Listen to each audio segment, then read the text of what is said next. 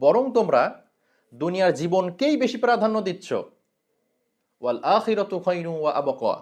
অথচ আখিরাতের জীবনই হচ্ছে সর্বোত্তম ও স্থায়ী। আসসালামু আলাইকুম আ রহমতুল্লাহ। মানুষ দুনিয়ার এই ৬০-৭০ বছরের জীবনে ভালো থাকার জন্য কত শ্রম, কত চিন্তা, কত পরিকল্পনা করে থাকে। তাও আবার কতদিন এই দুনিয়াতে সে বেঁচে থাকবে এটিও কিন্তু তার অজানা।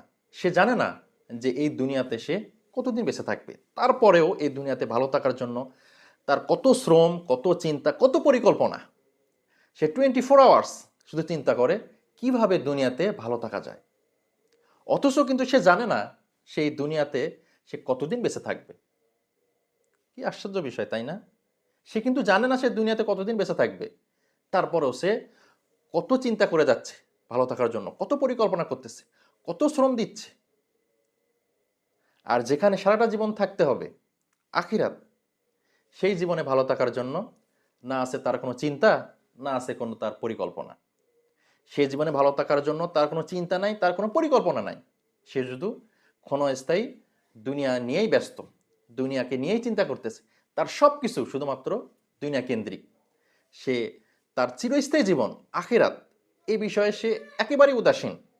এজন্যই আল্লাহ সুবহানাহু ওয়া তাআলা বলেছেন, বাল তুহসিরুনাল হায়াতাদ দুনিয়া, বরং তোমরা দুনিয়ার জীবনকেই বেশি প্রাধান্য দিচ্ছ।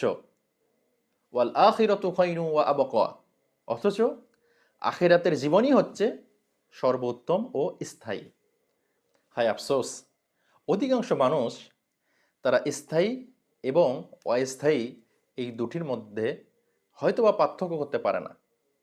যদি পার্থক্য করতে পারতো তাহলে তারা চিরস্থায়ী জীবন সেখানে ভালো থাকার জন্য যারা শ্রম দিত, চিন্তা করত, পরিকল্পনা করত যে কিভাবে আমার চিরস্থায়ী জীবনে ভালো থাকা যায়, কিভাবে আমার চিরস্থায়ী জীবনকে গোছানো যায়, সেটিকে বাদ দিয়ে তারা অস্থায়ী দুনিয়ার পিছনে ছুটতেছে এবং তারা তাদেরকে জাহান্নামের দিকে নিয়ে যাচ্ছে।